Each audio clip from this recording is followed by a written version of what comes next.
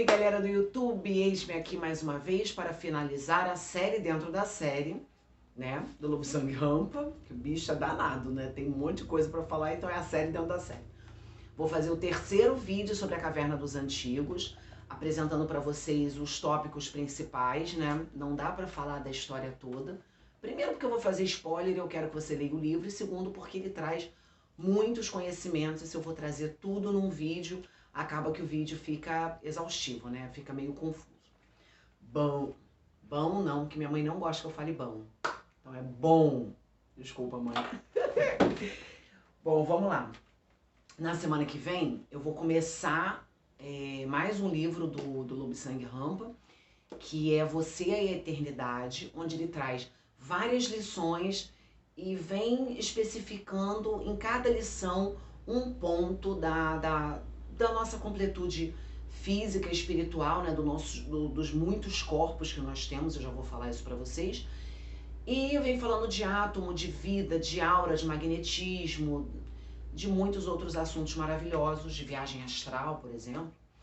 E então eu vou especificar isso para vocês na próxima aula. Então cada vídeo do Lobo Sangue Rampa, a partir da semana que vem, será destrinchando uma dessas lições, tá? Então vamos que vamos, né? Vamos que o Lobo Sangue Rampa tem coisa dessa para falar. Bom, para começar a falar do tema principal dessa última parte do livro, que é a aura, é importante a gente pensar que tudo no mundo existe com uma vibração diferente. Tudo no mundo vibra. A matéria que a gente julga inerte, a madeira, por exemplo, tem dentro dela muitos compostos químicos que estão em constante vibração. É muito interessante porque o Mingyar Dondup, num dos livros dele, fala assim, num dos livros do Lobo Sangue Rampa, conversando com ele sobre isso, ele fala assim: Lobo Sangue Rampa, você olha para o seu corpo e você imagina que seu corpo é uma matéria sólida, física, fixa, né? A gente segura o nosso corpo e a gente sente uma matéria sólida. No entanto, se você for uma bactéria, ou se você for um vírus, ou se você for um componente, um micro-organismo que penetre o seu corpo, você vai ver o tanto de vibrações que existem em cada célula, em cada parte do seu corpo. E isso é real, né, gente? Quando a gente estuda biologia e as pessoas que têm ali contato com os laboratórios e contato com o funcionamento das células, que já teve a oportunidade de olhar uma célula no microscópio, né? Ela pôde com certeza perceber o tanto de organismos que existem dentro da célula e que estão em constante movimento, em constante vibração. Pegou? Então, essas muitas vibrações perpassam o nosso corpo todo, né? Tudo no nosso corpo vibra. O nosso órgão principal, que é o coração, ele vibra, né, com os seus batimentos. O nosso pulmão enche e se esvazia de ar.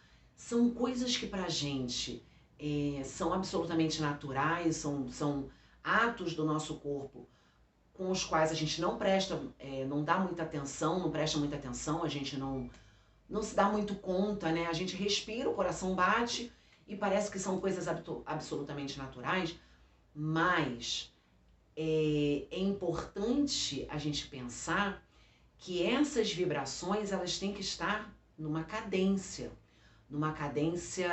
harmônica.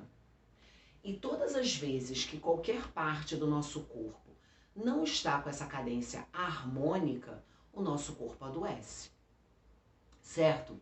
Por isso nós temos por aí inúmeras, dentro da medicina oriental principalmente, inúmeros segmentos dentro dessa medicina que ajudam a gente a organizar essa energia dentro do nosso corpo.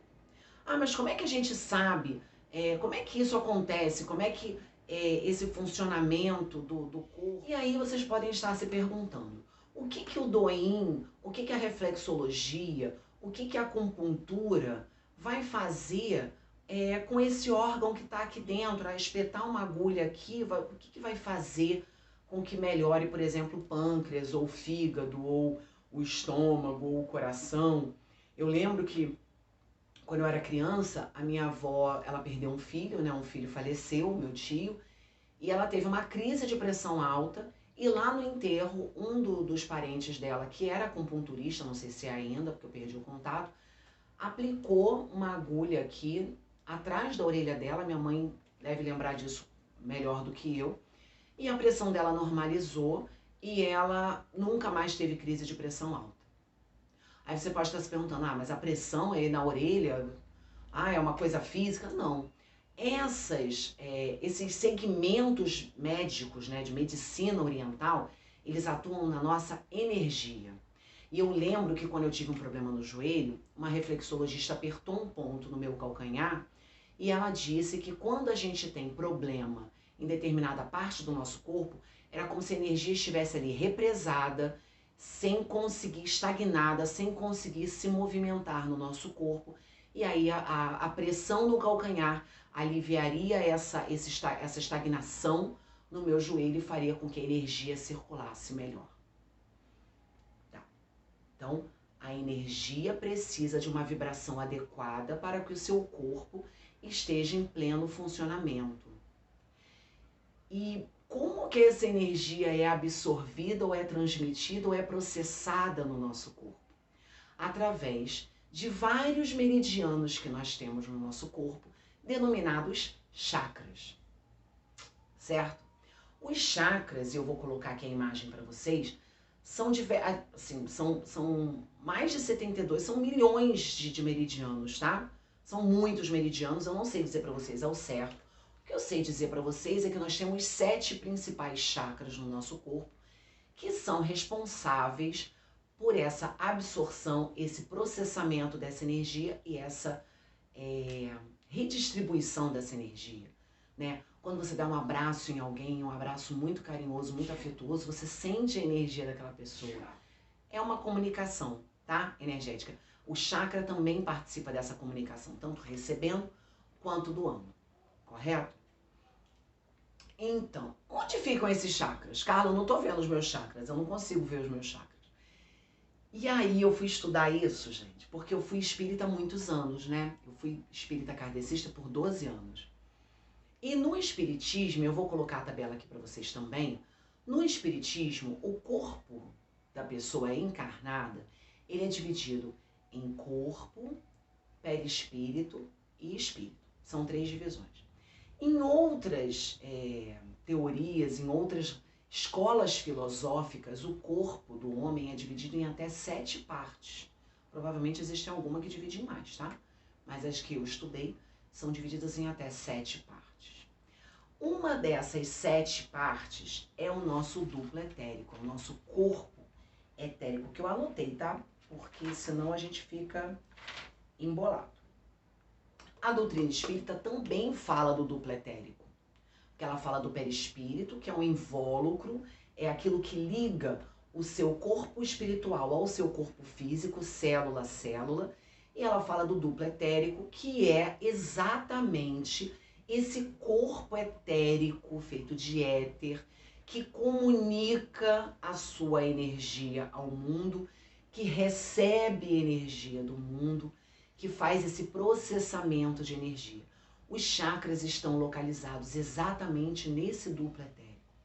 Segundo a doutrina espírita, depois que a gente desencarna, que a gente morre, né, que o nosso corpo físico morre, que o espírito é imortal, o duplo etérico se desfaz, né, e o perispírito não. Isso segundo a doutrina espírita. Mas vamos pensar agora nesse duplo etérico. Os nossos chakras, eles ficam nesse nosso corpo etérico justamente para absorver, processar e comunicar energia, correto? E aí, quando a gente fala de duplo etérico, de chakra e de energia, a gente fala do tema central, eu acho, da vida do Rampa, que é a aura. O que é a aura?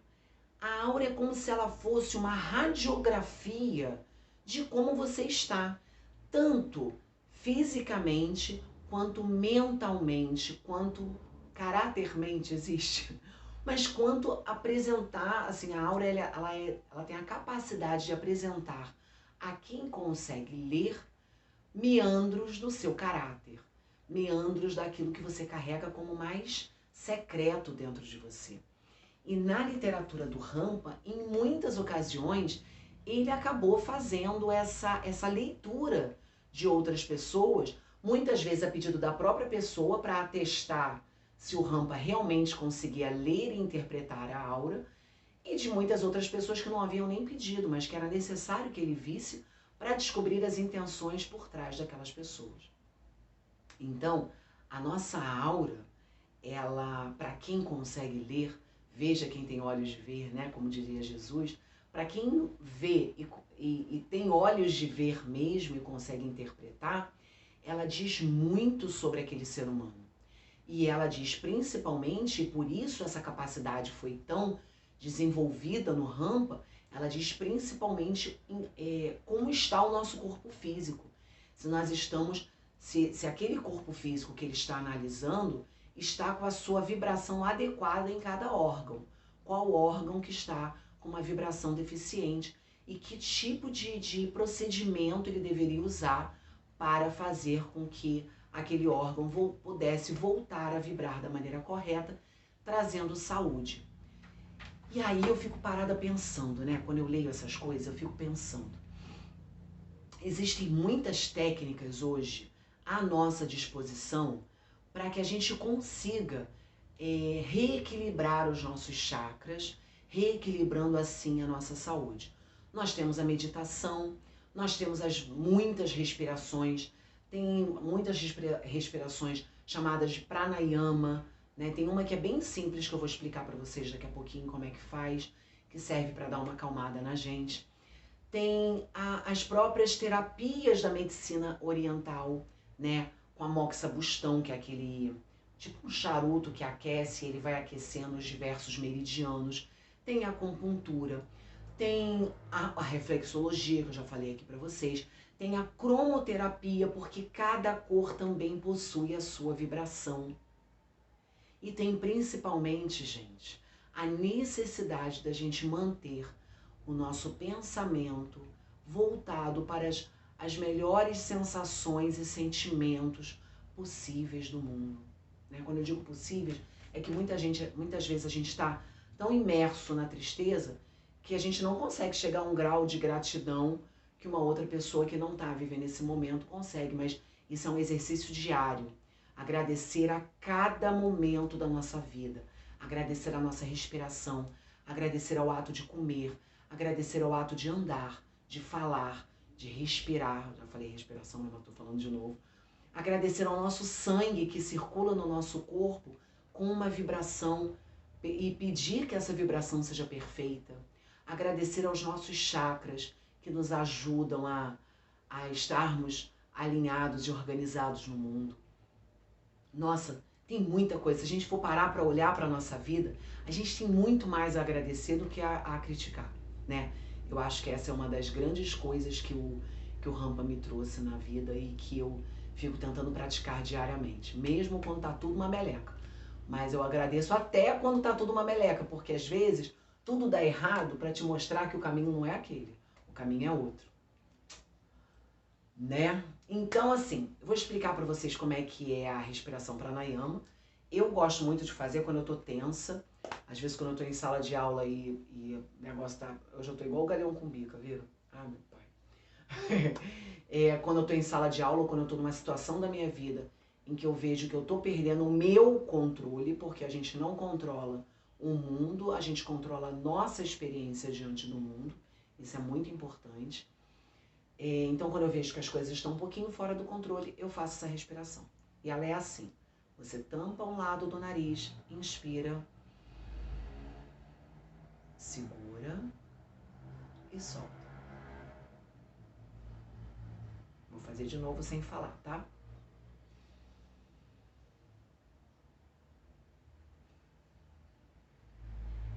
Parece bobagem, mas já te dá uma acalmada, já te dá uma tranquilizada. Outra técnica que é muito usada pelos católicos, né, pelos mais praticantes, e é muito usada pelos budistas também, com a japamala, eu não vou mais falar errado, é você, nos católicos, eles fazem o terço. Por muito tempo eu achei aquilo muito esquisito, falar, é uma coisa uma repetição constante. Essa repetição constante, ela cria um mantra que vai tornando a sua vibração mais harmoniosa e vai te religando ao cosmo, vai te religando à divindade, vai te elevando o seu pensamento para um outro patamar de consciência. Com a japamala também, e isso também acontece com o terço. Aí com a japamala você pode falar assim, Carla, mas o que eu faço? Eu fico fazendo um mantra, eu faço Ho'oponopono, aí você fica a seu critério, né? Tem gente que faz o Ho'oponopono com as 108 contas, tem gente que faz o mantra que goste mais, Om Mani Padme Hum, Om Mani Padme Hum. Se você fizer o Om, você vai perceber que todo o seu corpo vibra. Se todo o seu corpo vibra em harmonia, você vai ficar, não vou dizer livre, né? Porque aí eu vou estar sendo muito categórica, eu acho que para algumas pessoas vai chocar muito, mas você vai ficar bem distante da maioria das doenças que acometem as pessoas. Tristeza, depressão, síndrome do pânico, angústia, né, os vários desequilíbrios psíquicos, isso aí eu posso ter certeza que você vai ficar longe. E dos vários desequilíbrios psíquicos é que nascem as muitas doenças físicas. Então eu acho que já é meio caminho andado, né, minha gente? Certo? Era isso que eu queria falar para vocês. Eu espero que meu recado tenha sido dado. Se não foi, coloca nos comentários. Se foi, também coloca, porque aí eu fico sabendo se eu tô chegando ao meu objetivo ou não, né? Porque agradar, assim, agradar geral, a gente sabe que nem Jesus Cristo agradou, né? Vai ter gente que vai gostar, vai ter gente que não vai gostar, paciência. Eu tô aqui tentando fazer o meu melhor. Gostou? Ativa o sininho, dá o like, se inscreve no canal, manda para aquele amigo que você acha que precisa, respire corretamente, olhe para dentro de si, veja o que você precisa mudar em você, porque quando a gente muda, a gente muda o mundo. Certo? Gandhi já falava isso, seja você a mudança que você quer ver no mundo. Beijo de lua!